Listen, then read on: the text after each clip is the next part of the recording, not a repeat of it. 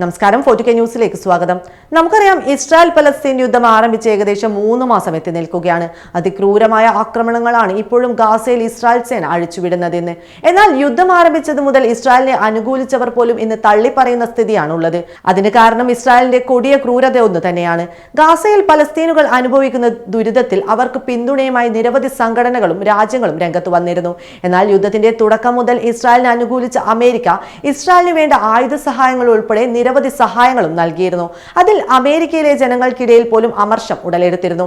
അതുകൊണ്ട് തന്നെ president Joe ബൈഡനെതിരെ തെരുവിലിറങ്ങി പ്രതിഷേധിക്കാൻ വരെ അമേരിക്കയിലെ ജനങ്ങൾ മടിച്ചിട്ടില്ല എന്നതും നാം കണ്ടതാണ്. എന്നാൽ ഇതാ മറ്റൊരു രസകരമായ വാർത്തയാണ് ഇപ്പോൾ പുറത്തു വന്നിരിക്കുന്നത്. ഇൻസ്റ്റാഗ്രാം ഫോളോവേഴ്സിൽ US പ്രസിഡന്റ് ജോ ബൈഡനെ മറികടന്ന് പലസ്തീനി മാധ്യമ പ്രവർത്തകൻ മൊത്താസ് അസൈസ. ഗാസയിലെ ഇസ്രായേൽ ആക്രമണങ്ങളിൽ ലോകത്തിന് മുന്നിൽ എത്തിക്കാൻ യുദ്ധമുഖത്ത് പ്രവർത്തിക്കുന്ന മൊത്താസിന് യുദ്ധം ആരംഭിക്കുന്നതിന് മുൻപ് 10,000-ന് താഴെ മാത്രം ഫോളോവേഴ്സ് ആയിരുന്നു ഉണ്ടായിരുന്നത്. ഇപ്പോൾ 17.5 മില്യൺ ഫോളോവേഴ്സ് ആണ് ഇൻസ്റ്റാഗ്രാമിൽ മൊത്താസിനുള്ളത്. ബൈഡന് 17.2 മില്യൺ ഫോളോവേഴ്സുമാണ് ഉള്ളത്. തന്റെയും ജോ ബൈഡന്റെയും ഫോളോവേഴ്സിന്റെ എണ്ണം വ്യക്തമാക്കുന്ന സ്ക്രീൻഷോട്ട് ബൈ ജോ എന്ന അടിക്കുറിപ്പോടെ മൊത്താസ് ഇൻസ്റ്റാഗ്രാമിൽ പങ്കുവച്ചിരുന്നു. നിലവിൽ United Nations relief and workers ഏജൻസിയുടെ ഫോട്ടോഗ്രാഫറാണ് 24-കാരനായ മൊത്താസ്. മിഡിൽ ഈസ്റ്റ് കേന്ദ്രമായി പ്രവർത്തിക്കുന്ന GQ മിഡിൽ ഈസ്റ്റ് എന്ന മാസിക മൊത്താസിനെ 2023 മാൻ ഓഫ് ദി ഇയർ ആയി തെരഞ്ഞെടുത്തിരുന്നു. അതേസമയം മെറ്റയിൽ നിന്ന് നിരവധി തിരിച്ചടികൾ മൊത്താസ് നേരിട്ടിരുന്നു.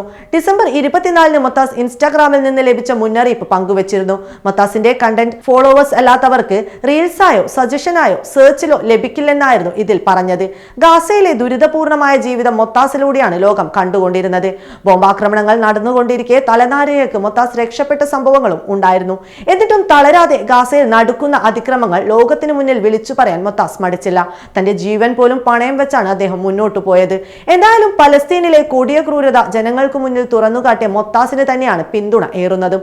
അതിൽ നിന്ന് നമുക്ക് ഒരു കാര്യം മനസ്സിലാക്കാം: ഇസ്രായേലിനെ അനുകൂലിക്കുന്നവരോട് ഇന്നും പലർക്കും അമർഷം കൂടുക തന്നെയാണ്. കാരണം നിരപരാധികളാണ് അവിടെ ദുരിതം അനുഭവിക്കുന്നത്. ആ കൊടിയ ക്രൂരതയ്ക്ക് കൂട്ടുനിൽക്കുന്ന US പ്രസിഡന്റിനെ തന്റെ രാജ്യത്തുള്ളവർ പോലും അനുകൂലിക്കാത്ത സ്ഥിതിയാണുള്ളതും.